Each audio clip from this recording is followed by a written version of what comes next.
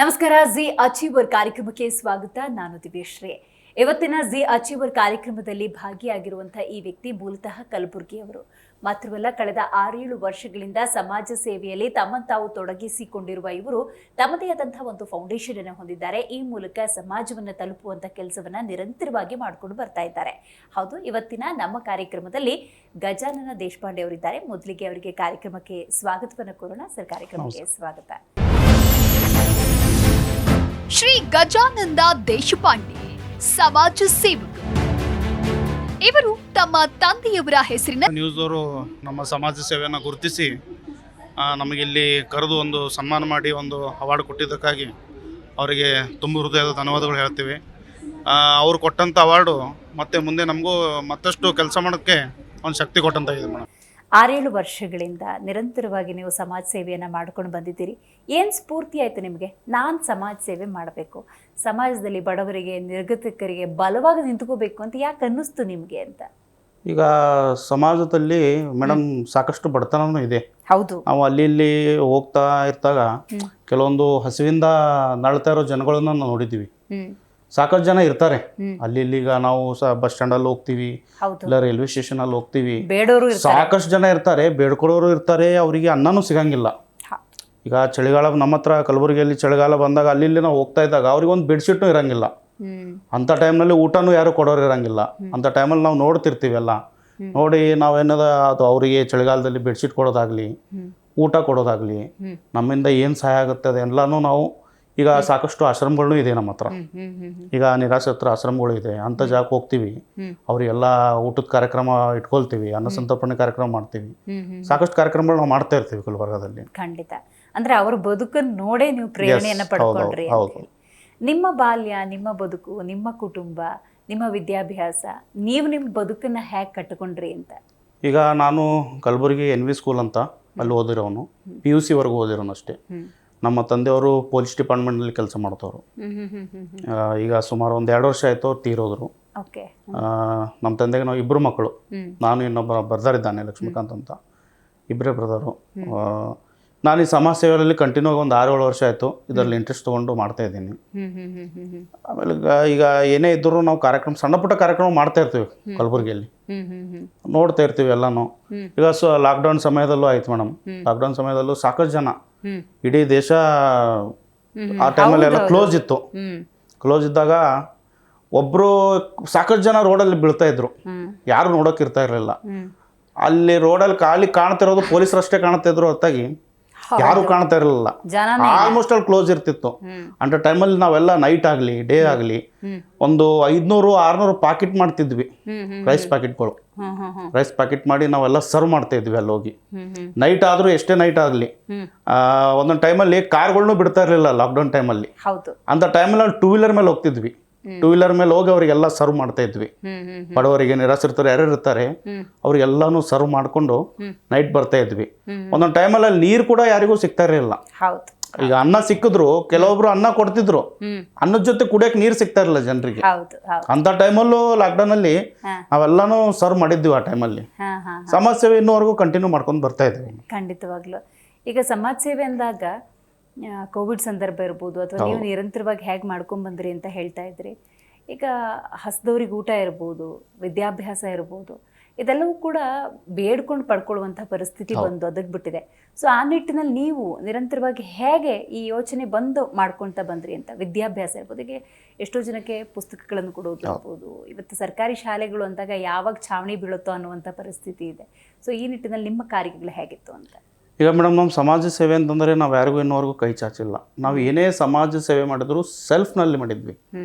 ಏನೇ ನಾವು ಸ್ವಂತ ದುಡ್ಡು ಹಾಕಿ ಏನೇ ಸಮಾಜ ಸೇವೆ ಮಾಡಲಿ, ಯಾರಿಗೆ ಏನೇ ಕೊಡೋದಾಗ್ಲಿ, ಒಂದು ಅನ್ನ ಸಂತರ್ಪಣೆ ಕಾರ್ಯಕ್ರಮ ಆಗಲಿ, ಒಂದು ಕಾರ್ಯಕ್ರಮಗಳಾಗಲಿ. ಈಗ ನಿರಾಶ್ರಿತರ ಆಶ್ರಮಗಳು ಕಲಬುರಗಿಯಲ್ಲಿ ಸಾಕಷ್ಟಿವೆ, ಸಣ್ಣ ಪುಟ್ಟ ಆಶ್ರಮಗಳಿವೆ.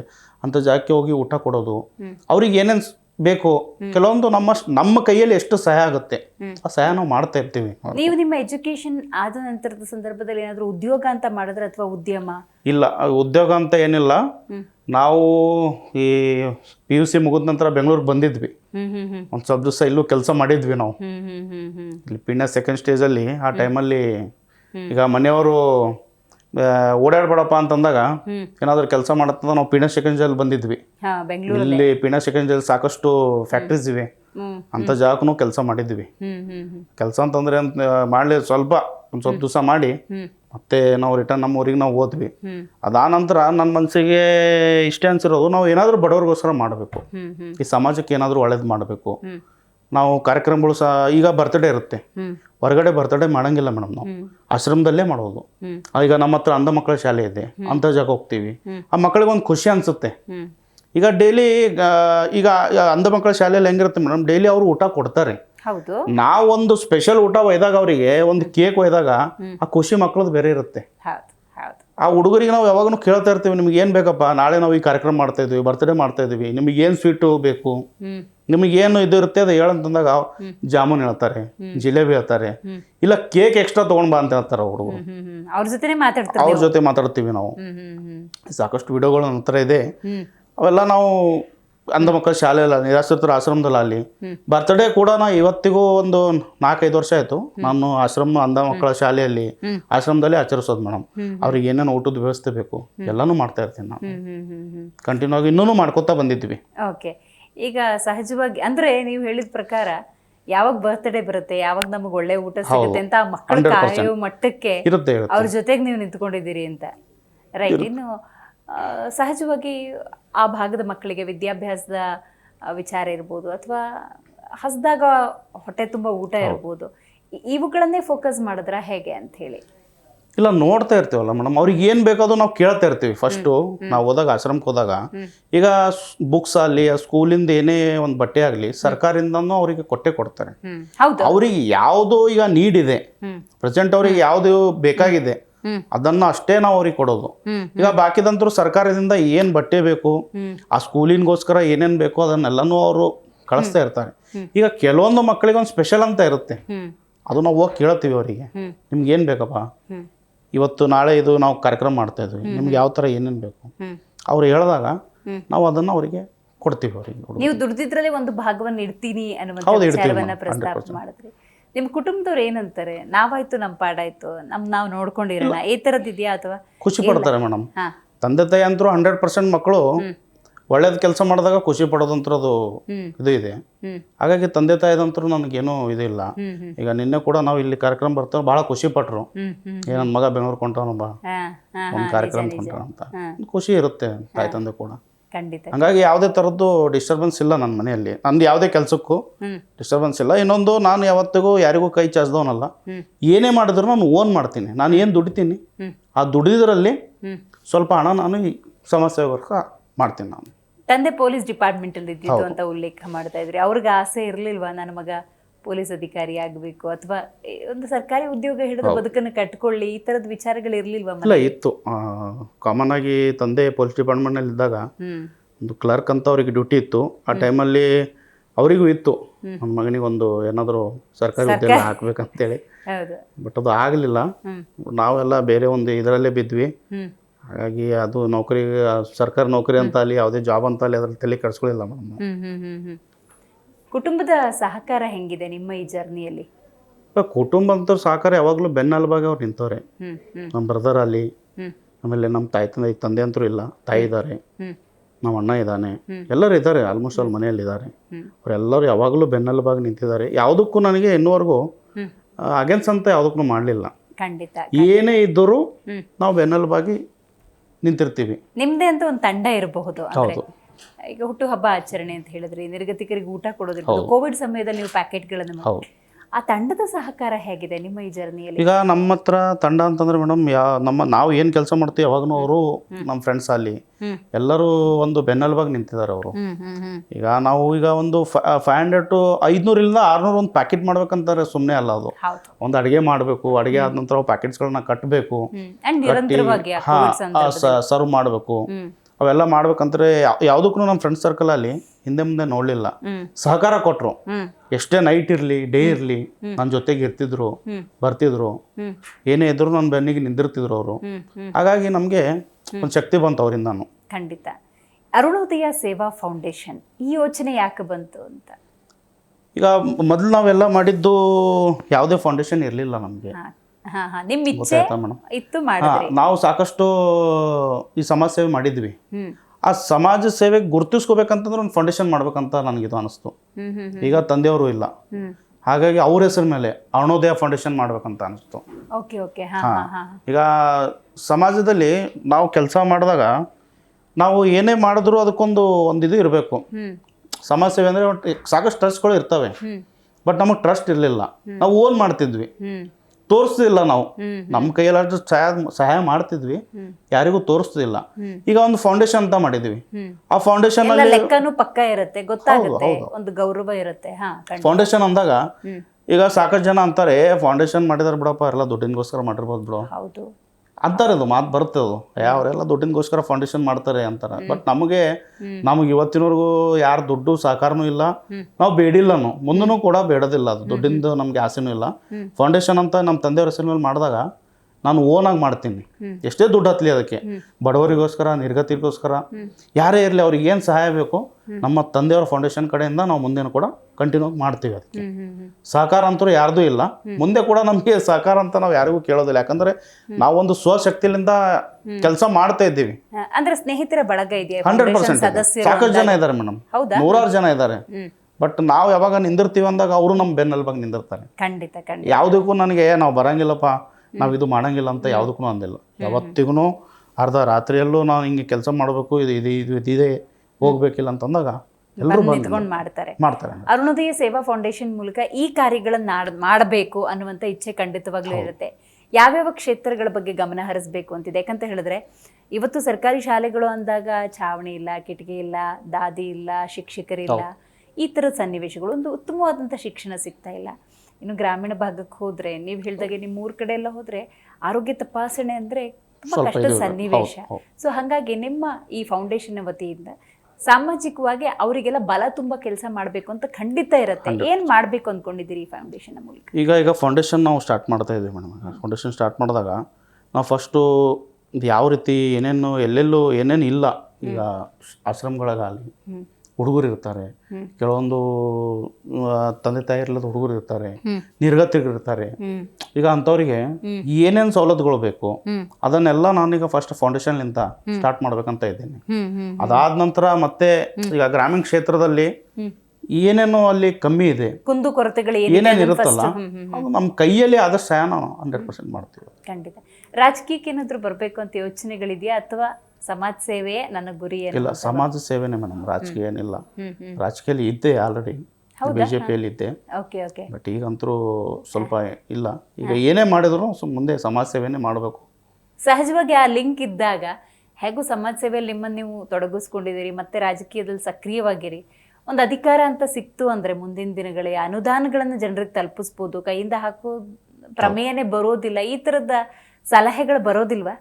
ಇಲ್ಲ, ಬರುತ್ತೆ ಮೇಡಮ್. ಬಟ್ ಈಗ ನಮಗೆ ಅದರಲ್ಲಿ ಇಂಟ್ರೆಸ್ಟ್ ಇಲ್ಲ. ನಾವೊಂದು ಸ್ವಶಕ್ತಿಲಿಂದ ಕೆಲಸ ಮಾಡ್ಬೇಕಂತ ಯೋಚನೆ ಮಾಡಿದ್ದೀನಿ. ಎಷ್ಟೋ ಜನ ನಿಮ್ಮ ಹತ್ರ ಸಹಾಯವನ್ನು ಪಡ್ಕೊಂಡಿರ್ತಾರೆ, ಆಮೇಲೆ ಬಂದು ಹಣ ಉಪಕಾರ ಆಯಿತು ಸರ್, ನಿಮ್ಮಿಂದ ಏನೋ ಒಂದು ಹಸ್ದಾಗ ಊಟ ಸಿಕ್ತು, ಈ ಥರದ ಭಾವನೆಗಳನ್ನ ನಿಮ್ಮ ಜೊತೆ ಹಂಚ್ಕೊಂಡಾಗ ನಿಮಗೆ ಏನು ಅನಿಸುತ್ತೆ? ಖುಷಿ ಆಗುತ್ತೆ. ಹಂಚ್ಕೊಂಡಿದ್ದಾರೆ. ಸಾಕಷ್ಟು ಜನಕ್ಕೆ ನಾವು ಸಹಾಯ ಮಾಡ್ತೀವಿ. ಈಗ ನಮ್ಮ ಹತ್ರ ಕೆಲವೊಂದು ಮದುವೆ ಕಾರ್ಯಕ್ರಮಗಳು ಇರ್ತವೆ, ಏನೋ ಒಂದು ಸಣ್ಣ ಪುಟ್ಟ ಕಾರ್ಯಕ್ರಮಗಳಿದ್ದಾಗ ಕೆಲವು ಬಡವರು ಇರ್ತಾರೆ, ಅವ್ರಿಗೆ ಏನೇ ತೊಗೊಳಕ್ ಆಗಂಗಿಲ್ಲ ಅಂತ ಟೈಮಲ್ಲಿ ಕೆಲವೊಬ್ರು ಸಹಾಯ ಕೇಳ್ತಾರೆ ಮೇಡಮ್. ನಮಗೆ ನಾವು ಕೊಡ್ತೀವಿ, ಆದರೆ ಯಾರಿಗೂ ಹೇಳ್ಕೊಳಂಗಿಲ್ಲ ನಾವಿದು ಮಾಡಿದೀವಪ್ಪ ಇವ್ರಿಗಂತ. ನಾವು ಈ ಕೈ ಕೊಟ್ಟಿದ್ದು ಈ ಕೈ ಗೊತ್ತಾಗ್ಬಿಡುತ್ತೆ ಅಷ್ಟೇ, ಕೆಲಸವನ್ನು ಮಾಡ್ತೀವಿ ನಾವು. ನಿಮ್ಮ ಈ ಜೀವನದಲ್ಲಿ ಹಲವಾರು ಕಾರ್ಯಗಳನ್ನ ನೀವು ಮಾಡ್ಕೊಂಬಂದಿದ್ದೀರಿ, ಇದು ನನ್ನ ಮನಸ್ಸಲ್ಲಿ ಉಳೀತು, ಅವತ್ತಿನ ಆ ಘಟನೆ ನಾನು ಮರೆಯೋದಕ್ಕೆ ಆಗೋದಿಲ್ಲ ಅನ್ನೋದಾದ್ರೆ? ಇಲ್ಲ, ಘಟನೆ ಅಂತ ಏನು ಅನ್ಕೊಂಡಿಲ್ಲ ಮೇಡಮ್. ನಾನು ಫ್ಯಾಮ್ಲಿಯಿಂದಾನು ಎಲ್ಲ ಒಳ್ಳೆಯದೇ ಇದೆ. ಬಟ್ ಈ ಸಮಾಜ, ಈ ಜನ ಇದೆಲ್ಲ ನೋಡಿದಾಗ ನಾವು ಏನೋ ಒಂದು ಸಾಧಿಸಬೇಕು, ಏನೋ ಒಂದು ಮಾಡಬೇಕು, ಸಮಾಜಕ್ಕೋಸ್ಕರ ಮಾಡಬೇಕು, ಸಮಾಜ ಸೇವೆ ಮಾಡಬೇಕು. ಈ ನಿರ್ಗತಿಕರು ಇರ್ತಾರೆ, ಸಾಕಷ್ಟು ಜನ ಹಸುವಿನಿಂದ ಸಾಯ್ತಾ ಇದ್ದಾರೆ, ಹಸುವಿನಿಂದ ಎಷ್ಟೋ ಜನ ಒದ್ದಾಡ್ತಾ ಇದ್ದಾರೆ ಇವತ್ತು. ಈಗ ನೀವು ನೋಡ್ತಾ ಇದ್ದಾರಲ್ಲ, ಕೋವಿಡ್ ಟೈಮಲ್ಲಿ ಮೇಡಮ್ ಎಷ್ಟು ದುಡ್ಡು ಇದ್ರೂ ಯಾವುದೂ ಕೆಲ್ಸಕ್ಕೆ ಬರಲಿಲ್ಲ, ಯಾವುದೂ ಕೆಲ್ಸಕ್ಕೆ ಬರಲಿಲ್ಲ. ಸಾವಂತ ಬಂದಾಗ ಕೋವಿಡ್ ಟೈಮಲ್ಲಿ ಒಬ್ಬರಿಗೆ ಒಯ್ದು ಅಲ್ಲಿ ಮಣ್ಣು ಮಾಡಿದವರು ಇದ್ದಾರೆ. ಆ ಟೈಮಲ್ಲಿ ಫ್ಯಾಮಿಲಿದವರು ಕೂಡ ಕೆಲ್ಸಕ್ಕೆ ಬರಲಿಲ್ಲ. ಎಷ್ಟೋ ಜನ ಬಾಡಿ ನಮ್ಗೇನು ಬೇಡ. ಹೌದು, ಆ ಟೈಮಲ್ಲೂ ಆ ಟೈಮ್ ಬಂತು. ಈಗ ಕೋಟ್ಯಾಧಿಪತಿಗಳು ಆ ಟೈಮಲ್ಲಿ ಸತ್ತಿದ್ದಾರೆ. ಬಟ್ ಅವರಿಗೆ ಮಣ್ಣು ಮಾಡೋ ಟೈಮಲ್ಲಿ ಒಂದು ಕಡೆ ಮಣ್ಣು ಮಾಡಬೇಕಾದ್ರೆ ಎಲ್ಲೋ ಒಂದು ಕಡೆ ಫ್ಯಾಮಿಲಿ ನಿಂತು ನೋಡ್ತಾ ಇತ್ತು. ನಿಜ. ಆದರೆ ನಾನು ಅನ್ನೋದೇನು, ಲಾಸ್ಟಿಗೆ ನಾವು ಗಳಿಸೋದು ದುಡ್ಡಲ್ಲ, ಪ್ರೀತಿ ವಿಶ್ವಾಸ. ನಮ್ಮ ಕೈಲಿ ಆದಷ್ಟು ಸಹಾಯ ಮಾಡಬೇಕು.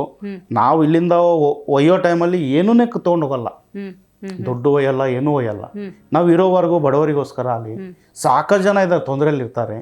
ಅವ್ರಿಗೆ ನಾವು ಎಷ್ಟು ನಮ್ಮ ಕೈಯಲ್ಲಿ ಆದಷ್ಟು ಸಹಾಯ ಮಾಡಿದ್ರೆ ಏನೋ ಒಂದು ಲಾಸ್ಟ್ ಟೈಮ್ ನಮಗೆ ಎಲ್ಲೋ ದೇವರು ಒಳ್ಳೇದು ಮಾಡ್ತಾನೆ ಅಷ್ಟೇ. ಸಮಾಜದ ಆಗು ಹೋಗುಗಳನ್ನು ನೀವು ಸಹಜವಾಗಿ ಗಮನಿಸ್ತಾನೆ ಇರ್ತೀರಿ. ಯುವ ಸಮೂಹ ಅಂದಾಗ ದೇಶದ ಶಕ್ತಿ ಅಂತ ನಾವು ಕರಿತೀವಿ.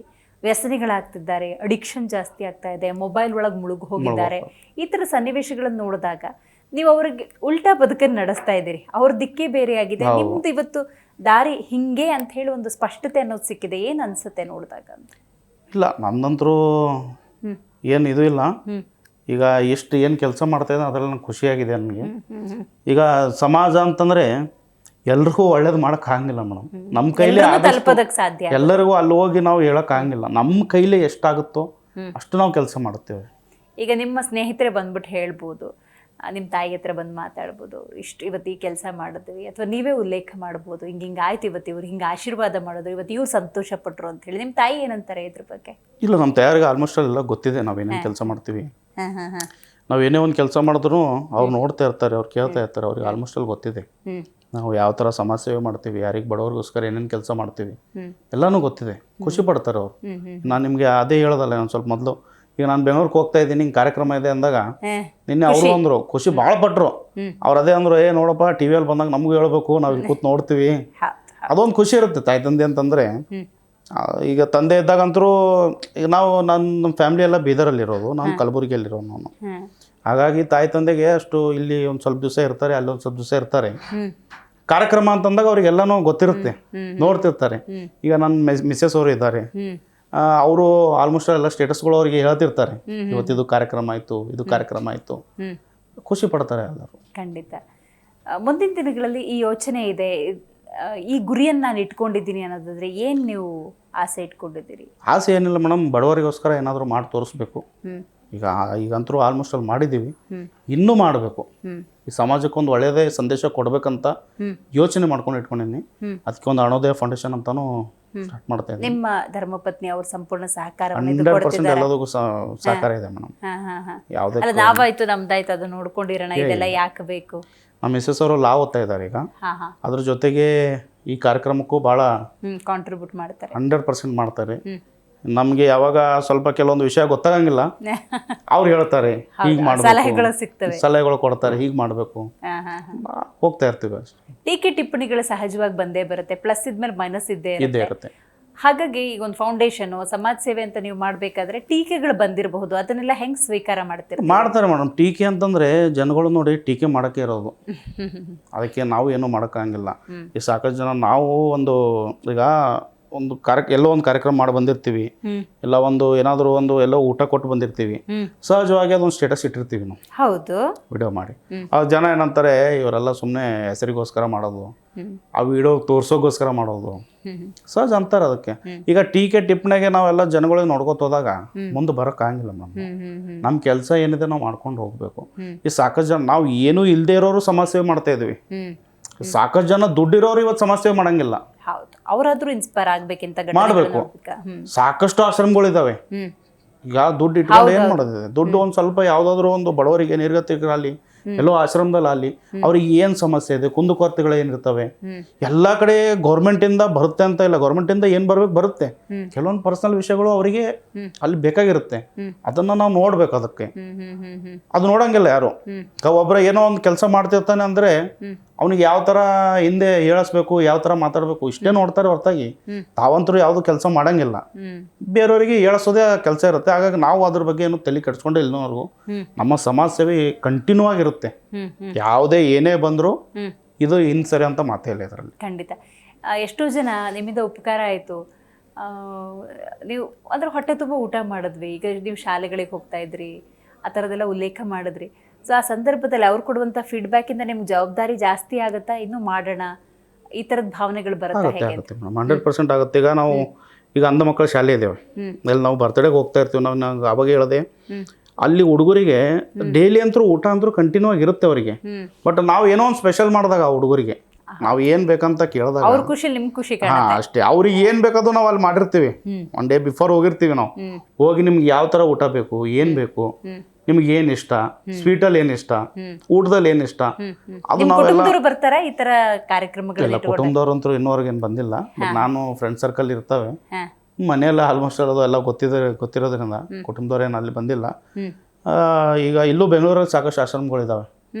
ಪ್ರಶಾಂತ್ ಚಕ್ರವರ್ತಿ ಅಂತ ಇದ್ದಾರೆ, ಅವರೆಲ್ಲ ಇದ್ದಾರೆ. ಇವತ್ತೇ ಮಾತಾಡೋದು ಈಗ ಅಂತ ನಾವು ಗುಲ್ಬರ್ಗಲಿಂದ ನಾವು ಇಲ್ಲಿ ಬರಕ್ ಆಗಂಗಿಲ್ಲ ಅಂತೇಳಿ ನಮ್ಮ ಹುಟ್ಟುದಬ್ಬ ಇದ್ದಾಗ ನಾವು ಇಲ್ಲಿ ಅವರಿಗೆ ಒಂದು ಇದು ಮಾಡ್ತೀವಿ, ಡೊನೇಟ್ ಮಾಡ್ತೀವಿ. ನಮ್ಮ ಹೆಸರ ಮೇಲೆ ಇಲ್ಲಿ ಊಟಕ್ಕೆ ಆಗ್ತಾರಿಲ್ಲ ಆಶ್ರಮಲ್ಲೂ, ಯಾಕಂದ್ರೆ ನಮಗೆ ಬರಂಗ ಆಗಿಲ್ಲಲ್ಲ. ಅಂದ್ರೆ ಈ ಕನೆಕ್ಟಿವಿಟಿ ಇದೆ ಎಲ್ಲಾ ಕಡೆಗೂ. Okay okay okay. ಅಂದ್ರೆ ನಿಮ್ಮ ಸ್ನೇಹಿತರು, ನಿಮ್ಮ ತಂಡದವರು ಯಾರು ಇಲ್ಲಿ ನಿಂತ್ಕೊಂಡು ಮಾಡಿಸ್ತಾರೆ? ಆಲ್ಮೋಸ್ಟ್ ಎಲ್ಲ ಯಾವುದೇ ಬರ್ತಡೇ ಇರ್ಲಕ್ಕ ಅಲ್ಲಿಂದ ನಾವು ಕಾಲ್ ಮಾಡ್ತೀವಿ ಅವರಿಗೆ, ಯಾಕಂದ್ರೆ ಅಲ್ಲಿಂದ ನಮಗೆ ಇಲ್ಲಿ ಬರೋಕ್ಕಾಗಿಲ್ಲ. ಅಲ್ಲಂತೂ ನಾವು ಕಾರ್ಯಕ್ರಮ ಮಾಡೇ ಮಾಡ್ತೀವಿ. ಹೌದು ಹೌದು. ಇಲ್ಲೂ ಇರಬೇಕು ಒಂದು ಅಂತ ಹೇಳಿ ಅಲ್ಲಿಂದ ನಾವು ಡೊನೇಟ್ ಮಾಡಿದಾಗ ಇಲ್ಲ ಅವ್ರು ನಮ್ಮ ಹೆಸರ ಮೇಲೆ ಒಂದು ಊಟ ಮಾಡಿಸಿರ್ತಾರೆ. ಖಂಡಿತ. ಸಮಾಜಕ್ಕೆ ಸರ್ ಇವತ್ತು ಏನು ಸಂದೇಶವನ್ನು ಈ ಕಾರ್ಯಕ್ರಮದ ಮೂಲಕ ಕೊಡಬೇಕು ಅಂತ ನೀವು ಬಯಸ್ತಾ ಇದ್ದೀರಿ? ನೋಡಿ, ಸಮಾಜಕ್ಕೆ ನಾವು ಹೇಳೋದಿಷ್ಟೇ, ಈಗ ದುಡ್ಡಿದ್ದವ್ರು ಇದ್ದಾರೆ ಅವರಿಗೆ ಹೇಳೋದಿಷ್ಟು, ಯಾರೇ ಇರಲಿ ಯಾವುದೂ ಶಾಶ್ವತ ಅಲ್ಲ. ಇರುವವರೆಗೂ ಪ್ರೀತಿ ವಿಶ್ವಾಸ ಕಳಿಸಿ, ಬಡವರಿಗೋಸ್ಕರ ಏನಾದರೂ ಒಂದು ಒಳ್ಳೇದು ಮಾಡಿ. ಇಲ್ಲಿದ್ದು ಒಯ್ಯೋದು ನಾವು ಏನೂ ಇಲ್ಲ.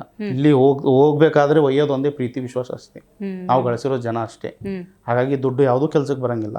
ನೀವು ದುಡ್ಡಿರಿ, ದುಡ್ಡು ಇಟ್ಕೊಂಡದ್ದಿಲ್ಲ, ಇರೋ ದುಡ್ಡಲ್ಲಿ ಸ್ವಲ್ಪ ದುಡ್ಡು ಬಡವರಿಗೋಸ್ಕರ ದುಡ್ದಿದ್ರಲ್ಲಿ ಒಂದು ಭಾಗ ಸ್ವಲ್ಪ. ಅಲ್ಲಿ ಆಶ್ರಮಕ್ಕೆ ಅಂತಂದ್ರೆ ಮೇಡಮ್ ಏನು ಲಕ್ಷಾನುಗಟ್ಲೆ ಅವ್ರು ಕೇಳಂಗಿಲ್ಲ ಪಾಪ. ಒಂದು 10,000 20,000 ಅಷ್ಟೇ. ಅದಕ್ಕೆ ಬಿಟ್ಟರೆ ಅವ್ರ ಪಾಪ ಅವರು ನಮ್ಗೆ ಲಕ್ಷಾನುಗಟ್ಲೆ ಬೇಕು, ನಮಗೆ ಅದು ಇದೆ ಅಂತ ಯಾವತ್ತೂ ಕೇಳಂಗಿಲ್ಲ. ಅವ್ರು ಅನ್ನೋದು ಇಷ್ಟೇ, ಆಶ್ರಮಕ್ಕೆ ಹೋದಾಗ ಏನು ಬೇಕು ಸರ್ ನಿಮ್ಗೆ ಅಂತ ಕೇಳಿದಾಗ ನಿಮ್ಮ ಮನಸ್ಸಿಂದ ಏನು ಖುಷಿ ಇರುತ್ತೆ ಅದು ಕೊಡಿ ಅಂತ ಹೇಳ್ತಾರೆ ಹೊರತಾಗಿ ನಮಗೆ ಇದೇ ಬೇಕಂತ ಅವ್ರು ಯಾವತ್ತೂ ಕೇಳೋರಲ್ಲ ಅವರು. ಹಾಗಾಗಿ ನಮ್ಮ ಮನಸ್ಸಿಂದ ನಮ್ಗೆ ಏನು ತಿಳಿದಿರುತ್ತಲ್ಲ ಮೇಡಮ್, ಅದು ನಾವು ಅವ್ರಿಗೆ ಕೊಟ್ಟಿವಂತ ತಿಳ್ಕೊಳ್ಳಿ, ಅದು ಅವ್ರಿಗೂ ಖುಷಿ ಇರುತ್ತೆ. ಅವ್ರಿಗೆ ಏನು ಬೇಕಾಗಿರುತ್ತೆ ಅದರಲ್ಲಿ ತಗೊಳ್ತಾರೆ, ಖುಷಿಯಲ್ಲಿ ಇರ್ತಾರೆ. ಖಂಡಿತ. ಮುಂದೆ ಕೂಡ ಎಲ್ಲರಿಗೂ ಹೇಳೋದಿಷ್ಟೇ, ಸಮಾಜಕ್ಕೋಸ್ಕರ ಬಡವರಿಗೋಸ್ಕರ ಬಹಳಷ್ಟು ಜನ ನಿರ್ಗತಿಕರಿದ್ದಾರೆ, ಆಶ್ರಮಗಳಿದಾವೆ. ಅಲ್ಲಿ ಹೋಗಿ ಒಂದು ಸ್ವಲ್ಪ ನೋಡ್ಕೊಳ್ರಿ. ಅಲ್ಲಿ ಅವ್ರು ಯಾವ ತರ ಜವಾಬ್ದಾರಿ ತಗೋಬೇಕು. ಹೌದು, ಯಾವ ರೀತಿ ಅವ್ರು ಬದುಕ್ತಾ ಇದ್ದಾರೆ, ಅವ್ರ ಜೀವನ ಹೇಗಿದೆ, ಅವ್ರಿಗೆ ಏನು ಬೇಕಾಗಿರುತ್ತೆ ಅದೊಂದು ಸ್ವಲ್ಪ ಕೇಳ್ಕೊಳ್ರಿ. ಅವಾಗ ಗೊತ್ತಾಗುತ್ತೆ ಅವ್ರ ಜೀವನ ಏನು, ನಮ್ಮ ಜೀವನ ಏನು, ಅದು ಅವಾಗ ಗೊತ್ತಾಗುತ್ತೆ. ಹೌದು ಹೌದು. ಅಂದ್ರೆ ನಮ್ ನೋಡಿ ಸುಕೃತವೇನು ಒಳ್ಳೆ ಜೀವನ ನಡೆಸ್ತಾ ಇರ್ತೀವಿ, ಅವ್ರ ಬದುಕು ಹಂಗಾಗಿರುತ್ತೆ ಅಷ್ಟೇ ಅಷ್ಟೇ. ಈಗ ದುಡ್ಡಿದ್ದವ್ರು ಆರಾಮ ರಾಜನೊಬ್ಳೆ ಮನೆಯಲ್ಲಿ ಇರ್ತಾರೆ ಮೇಡಮ್, ಅವ್ರಿಗೆ ಏನು ತೊಂದರೆ ಇರಂಗಿಲ್ಲ. ಖಂಡಿತ. ಹೌದಾ? ಹಾಗಾಗಿ ಆಶ್ರಮಕ್ಕೆ ಹೋದಾಗ ಅವ್ರಿಗೆ ನೋಡಿದಾಗ ಸ್ವಲ್ಪ ನಮಗೂ ಮನ್ಸಿಗೆ ಬೇಜಾರಾಗುತ್ತೆ, ಅವ್ರು ಇರೋ ಜೀವನ ಹೇಗಿರ್ತಾರಪ್ಪ, ಏನಿರ್ತಾರೆ. ಹಾಗಾಗಿ ಕಾಮನ್ ಆಗಿ ಎಲ್ಲರಿಗೂ ಹೇಳೋದಿಷ್ಟ, ಅಲ್ಲಿ ಹೋಗಿ ನೋಡ್ಕೊಂಡು ಬರ್ರಿ ಅವ್ರ ಜೀವನ ಯಾವ ಥರ ಇದೆ ಅಂತ. ಕೈಲಾದ ಸೇವೆ ಮಾಡೋದು 100% ಮಾಡಬೇಕು. ಏನು ಒಂದು 5-10 ಸಾವಿರ ಅಷ್ಟೇ, ದೊಡ್ಡ ಮಾತಲ್ಲ. ನಿಮಗೂ ಒಳ್ಳೇದಾಗುತ್ತೆ. ಅವರು ಏನು ಮಾಡ್ತಾರೆ, ತಗೊಂಡು ಯಾವತ್ತಿಗೂ ಇಟ್ಕೊಳಂಗಿಲ್ಲ, ಅವ್ರ ಆಶೀರ್ವಾದ ಕೊಡ್ತಾರೆ ಅಲ್ಲಿ. ಅವ್ರು ಅನ್ನೋದಿಷ್ಟೇ, ಒಳ್ಳೇದಲ್ಲಪ್ಪ ನಿಮಗೂ ಒಳ್ಳೇದಲ್ಲಿ ಆಶೀರ್ವಾದ, ನಮಗೇನೋ ಒಂದು ಮಾಡಿದ್ದಾರೆ, ಅದು ಆಶೀರ್ವಾದ ಎಲ್ಲೋ ಅವರಿಗೆ ಲಾಸ್ಟ್ ಟೈಮಲ್ಲಿ ಕೆಲ್ಸಕ್ಕೆ ಬರುತ್ತದು. ಖಂಡಿತ. ಇವತ್ತಿನ ಕಾರ್ಯಕ್ರಮದಲ್ಲಿ ನೀವು ಭಾಗಿಯಾಗಿ ನಿಮ್ಮ ಬದುಕನ್ನು ನಮ್ಮ ಜೊತೆ ಹಂಚ್ಕೊಂಡ್ರಿ. ಯಾಕಂದರೆ ಸೇವಾ ಕಾರ್ಯಗಳು ಅಂದಾಗ ಸೀಮಿತ ಬದುಕಲ್ಲ, ದುಡ್ದಿದ್ರೆ ಒಂದು ಭಾಗ ಇಟ್ಟು ಅವ್ರ ಖುಷಿಯಲ್ಲಿ ನಿಮ್ಮ ಖುಷಿಯನ್ನು ಕಾಣೋದು ಎಷ್ಟು ಮುಖ್ಯ ಅನ್ನೋದನ್ನು ತಿಳಿಸ್ಕೊಟ್ರಿ. ಧನ್ಯವಾದ. Thank you. ಸೊ ನೋಡಿದ್ರೆ ವೀಕ್ಷಕರೇ, ನಮ್ಮ ಇವತ್ತಿನ ಜಿ ಅಚೀವರ್ ಕಾರ್ಯಕ್ರಮದಲ್ಲಿ ಗಜಾನನ್ ದೇಶಪಾಂಡೆ ಅವರು ಭಾಗಿಯಾಗಿದ್ದರು. ಬಹಳ ಮುಖ್ಯವಾಗಿ 6-7 ವರ್ಷಗಳಿಂದ ಸಮಾಜ ಸೇವೆಯಲ್ಲಿ ತೊಡಗಿಸಿಕೊಂಡಿರುವ ಇವರು ಬಡವರಲ್ಲಿ, ನಿರ್ಗತಿಕರಲ್ಲಿ ಇರುವಂಥ ಕುಂದುಕೊರತೆಗಳನ್ನು ಗುರುತಿಸಿ ಅವರಿಗೆ ಸೇವೆ ಮಾಡೋ ಮೂಲಕ ನಿರಂತರವಾಗಿ ಸಮಾಜ ಸೇವೆಯನ್ನು ಮಾಡ್ಕೊಂಡು ಬಂದಿದ್ದಾರೆ. ಅವರ ಖುಷಿಯಲ್ಲಿ ತನ್ನ ಖುಷಿಯನ್ನು ಕಂಡುಕೊಳ್ತಾ ಇದ್ದಾರೆ. ಮಾತ್ರವಲ್ಲ, ಕುಟುಂಬದ, ಸ್ನೇಹಿತರ, ಬಂಧು ಬಳಗದವರ ಸಂಪೂರ್ಣ ಸಹಕಾರ ಇದೆ. ಮುಂದೆ ಹಲವಾರು ಯೋಚನೆಗಳಿದ್ದಾವೆ ಅನ್ನುವಂಥ ವಿಚಾರವನ್ನು ಪ್ರಸ್ತಾಪ ಮಾಡ್ತಾ ಇದ್ರು. ಆ ನಿಟ್ಟಿನಲ್ಲಿ ಆ ಎಲ್ಲ ಆಸೆ, ಆಶೋತ್ತರಗಳು ಆದಷ್ಟು ಬೇಗ ಈಡೇರಲಿ ಅಂತ ಹೇಳ್ತಾ ಇವತ್ತಿನ ಕಾರ್ಯಕ್ರಮವನ್ನು ಮುಗಿಸೋಣ. ನೋಡ್ತಾ ಇರಿ ಜಿ ಕನ್ನಡ ನ್ಯೂಸ್, ಸತ್ಯವೇ ಸುದ್ದಿಯ ಜೀವಾಳ.